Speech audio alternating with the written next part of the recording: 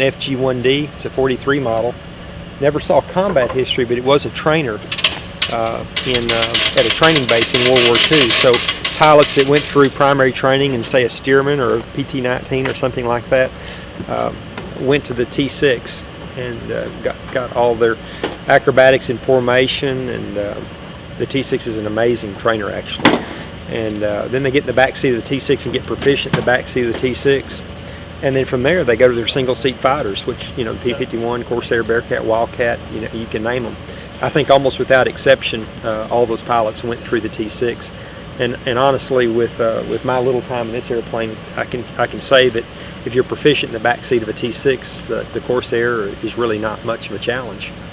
But it's got an R2800, 2,000 horse engine up front, being swinging a Hamilton and Standard hydromatic propeller, and that propeller is really what enabled us to capture that horsepower during World War II. At the beginning of the war, we had P-40s fighting in the Pacific, you know, in China, the Flying Tigers, and in almost every way, the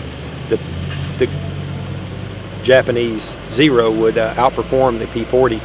We had superior pilots, though. You go and you read about that. Our guys, led by Chenault and General Scott, I think General Scott had like 10,000 hours when he got in the P-40, he started fighting. So, I mean, fighting against kids in a superior airplane, the Zero, they were just making all kinds of havoc with the Japanese. All during that period of time, the Corsair is being developed, and when it came out, there's nothing that the Japanese had that would outdo this aircraft. The Corsair would outclimb it, outdive it, it would carry more load, more range, faster, shorter field. It would do everything better than a Zero. So it really, Corsair was really an airplane that changed the course of the war in the Pacific. Most Corsairs went to the Pacific, although there were some in Europe.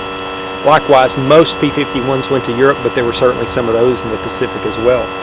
But the Corsair, to me, is just one of the most beautiful, iconic fighters with that inverted gull wing. The wing there is to give space to swing that big propeller, to capture that horsepower. That's the design of this particular airplane.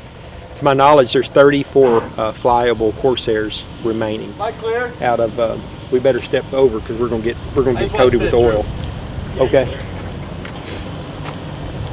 So there's not many of them left, and of those 34, I really don't know how many are flying. A lot of those are stuck in museums and haven't flown in years. But this one was restored by Ray Diekman, people who know anything about Corsairs. And I didn't really know about Ray Diekman until we ended up buying this one, but Ray has got a phenomenal reputation amongst the warbird industry as putting out some amazing restorations. And this airplane was finished in 2000, and I don't know, the 34 Corsairs or some out there that probably may be a little nicer, but you line them all up, this will be in the top 10% probably, which is only the top 3 or 4 or 5.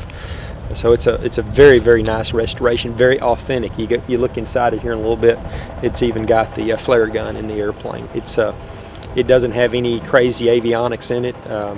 It's just a really amazing original aircraft. So I think they're fixing to fire it off, and we'll see some smoke. I'll be a fire guard. Go for it, Matt. All right.